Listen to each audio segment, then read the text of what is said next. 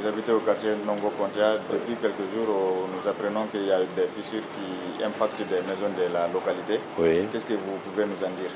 Eh bien, c'est bien vrai. Il y a des fissures au niveau des bâtiments ici. Mais le bâtiment le plus impacté, c'est le mien et le bâtiment suivant. Et ces fissures, nous avons remarqué ça il y a de cela 2 mois, mais c'était des petites fissures au début. Mais qu'est-ce qui se passe? Nous remarquons que ces fissures-là s'élargissent du jour au lendemain. Alors c'est ainsi que nous avons contacté, informé les autorités, d'abord du quartier, ensuite du ministère, pour que des dispositions soient prises afin qu'on puisse trouver une solution à ce problème-là. Okay, vous dites que les fissures là se sont aggravées pendant les 3 dernières semaines. Tout à fait.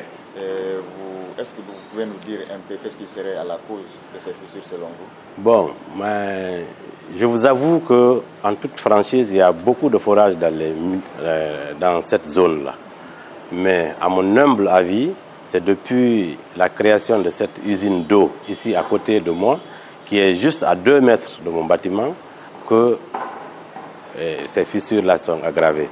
En fait, c'est la goutte d'eau qui a fait déborder le vase.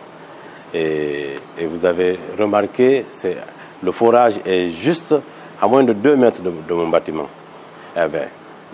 Et vous savez, le phénomène qui se passe au niveau du pompage d'eau, la nature a horreur du vide.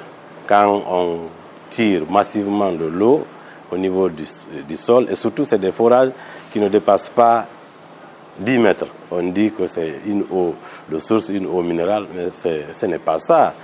Pas d'eau minérale. Un forage qui a moins de 10 mètres ne peut pas être une eau de source quand même. Donc c'est depuis la création de cette unité industrielle que les fissures sont aggravées. Nous avons vu des fissures qui sont vraiment payantes dans votre habitation. Comment vous vivez avec ces fissures? Avec vraiment une psychose, avec vraiment la peur franchement. Et j'ai déjà fait évacuer la famille et puis les occupants de mon immeuble. Et pour le moment, on est là, on a porté le problème au niveau des spécialistes qui sont en train de faire des études, notamment les équipes de géophysique qui connaissent mieux.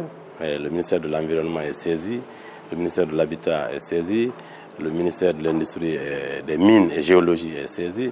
Donc je pense que dans un bref délai, un rapport nous sera fourni pour nous dire réellement les vraies causes de ces fissures. Vous avez le bâtiment le plus impacté, vous avouez qu'il y a beaucoup de forages dans le secteur. Est-ce que vous-même vous avez un forage dans votre local le plus impacté? Malheureusement non. Chez moi ici, il n'y a pas de forage. Et je n'ai pas de forage ici, chez moi ici. Voilà. Mais tous les voisins ont un forage ici, quand même. Votre voisin le plus immédiat a quitté les lieux par peur d'être réveillé par un malheur? Mon voisin le plus proche, oui, après ma maison, celui qui vient après, et c'est un bureau qu'il avait là, mais il a quitté les lieux de peur que la maison ne s'écroule un jour sur lui. Vous n'avez pas cette peur-là, vous aussi? Et moi, j'ai peur, mais je me remets à la volonté du bon Dieu. Je suis croyant. Alors, je me dis que je vais observer. Voilà. J'ai fait appel aux médias pour que l'information passe le maximum que possible afin que vraiment les dispositions soient prises. J'ai aussi peur, mais je suis aussi croyant. Voilà. Est-ce que vous avez un dernier message à lancer? Bon, mon dernier message est que l'État prenne des dispositions pour vraiment faire des analyses, faire des sondages et pour nous dire sur quel type de sol nous sommes assis et quelles sont les causes de ce genre de choses et qu'est-ce qu'il faut vraiment envisager pour éviter un tel drame.